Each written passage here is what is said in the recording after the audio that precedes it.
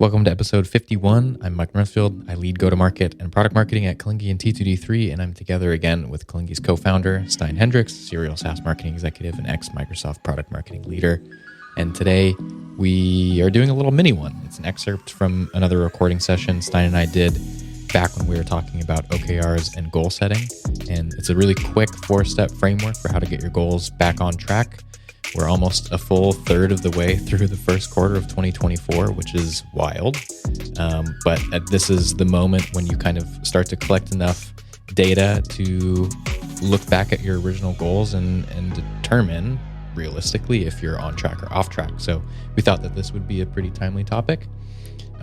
Something worth noting, in lecture 13 of the T2D3 Masterclass, Stein shares a lot more advanced mechanisms for reporting, analytics, managing weekly and monthly team meetings, and this topic, or the topic of this podcast, which is using systems thinking to kind of make sure you're measuring the right things and also recover from lagging numbers. All right, let's get into it. So when you do these 4 simple steps and you actually pick a couple of options that you can act on and then do that and act on it, it will take all that off the table. People will feel good about being in control. They're doing something about it. And they feel they're moving forward. Even if it's in the wrong direction, they're doing something. Okay, so I know we've done a full episode on more in-depth problem-solving approaches, but a lot of people are maybe looking at their OKRs now, and maybe they're not performing as well as they could be on certain projects and initiatives and programs. And I was wondering if you have any ideas or thoughts on like a simple kind of approach that you can use to kind of correct the ship, right the ship in some ways. I do, Mike, and it's interesting. Yeah, there's a masterclass I think on T2D3 where we have talk about this whole large framework. It's called problem solving with an A3 document, which is a large document with a whole bunch of sections. But when you ask the question here, I think we can dumb it down a little bit. And there's really 4 very simple steps that I think if everybody keeps that in mind when they're going through, hey, this OKR is not going as well as I had expected or as I wanted to go.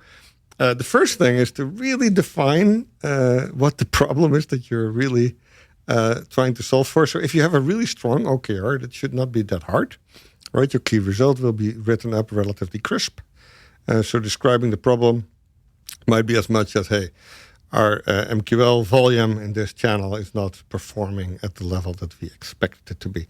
But a lot of people skip the step of really making sure that they're, especially when you're discussing it as a team, that they all understand the problem the same way. All right? And so it's stupid maybe, but do that. Write it up. And writing things down is very helpful. And then the second step, really crucial, is what is the possible root cause, right? And in the A3 format, it's done much deeper with fishbone diagrams and things like that. But you just ask yourself, what do we think are the possible causes of this problem? Most of the time, people jump to a conclusion really quick. And they kind of think of an obvious explanation of why the symptom that they're suffering from, right? The MQLs are not being at the right level. That there is a really easy way to explain that. And just pausing, what could be the multiple reasons why that's not happening is, I think, super helpful. Because it could range from automation issues, content quality, conversion related things, website not being available, wrong audience, wrong ICP. The list is long. So being very thoughtful in what are the possible root causes, and we've talked about this in the past when we did our kind of your plumber analogy. Don't go wipe the floor if you have closed the valve. Don't close the valve if you don't know if that's actually the problem.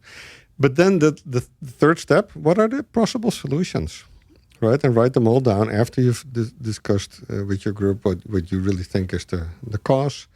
And then pick one and go do it. Also pretty important. Go from theory into execution. But doing that, setting, let's say, an hour aside in this kind of third month of the quarter, early in the third month of the quarter, to talk about one of the things or two of the things that are not to your satisfaction on your OKRs, and talk about what is the real problem, how do we define it, what are the root causes, what can we do about it, and let's go do that, is a really useful use of an hour. Would you say it's better to make a decision on, even if you're maybe moving in the wrong direction, than it is to make no decision at all? Tell me more. What do you mean with like ignoring the fact that you chose this as an OKR and it's not doing well?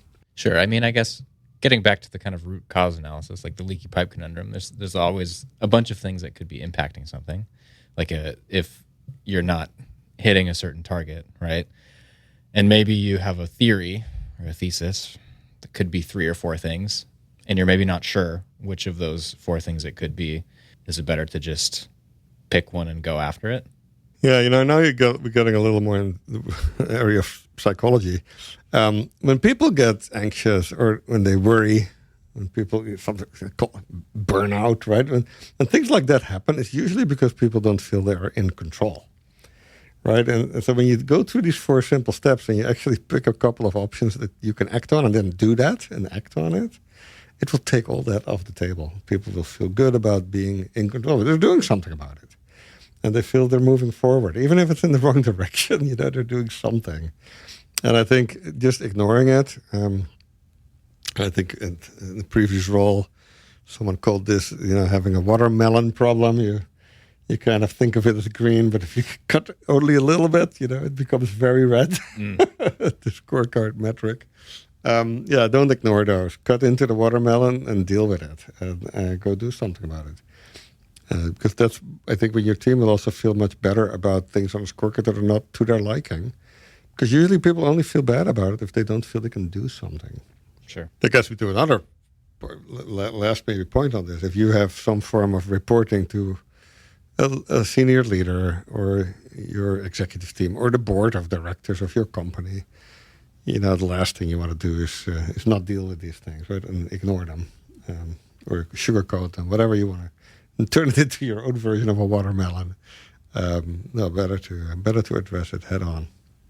Fair. Probably better to just get out in front of it and say, hey, look, this is an issue, and here's what we're doing to solve it. When you think of accountability towards whoever the greater powers above you are, if you're the CEO, it's your board. If you're the marketing leader, it could be your CEO, your peers in the executive team. What do people really want to hear to put their trust in you as the marketing leader or the chief revenue officer? They want to hear that you're on top of your role, right? You know what's happening. You also know what's not in good shape, and you're okay acknowledging that and not ignoring it. And you're the best person in charge of coming up with a solution. And just these 4 steps, defining the problem well, understanding what the possible root causes were, coming up with some solutions, and do something about it, are probably the only things you need to show for people to feel that you're the right person to deal with this and to have the role as the VP of marketing or the CMO or the CEO. And the only, I think, moment when I've seen boards, for example, lose trust in the leader of a company or an executive team in the marketing leader is when some of these things just get ignored. Yeah, that makes sense. So essentially, make sure everybody has the same information. Make sure everybody is interpreting the information in the same way, because there's multiple different ways to look at it.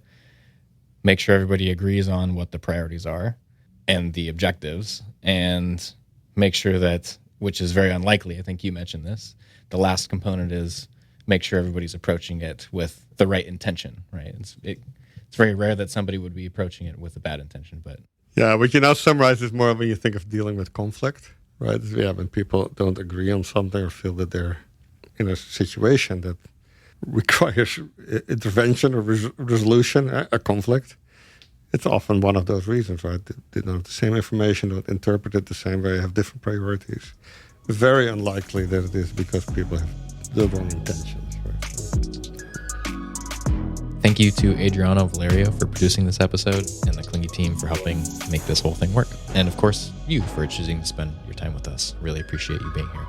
As a reminder, all the links we mentioned in this episode can be found in the show notes. And if you want to submit or vote on a question that you'd like us to answer, you can do that at clingy.com/podcast. We'll see you next time.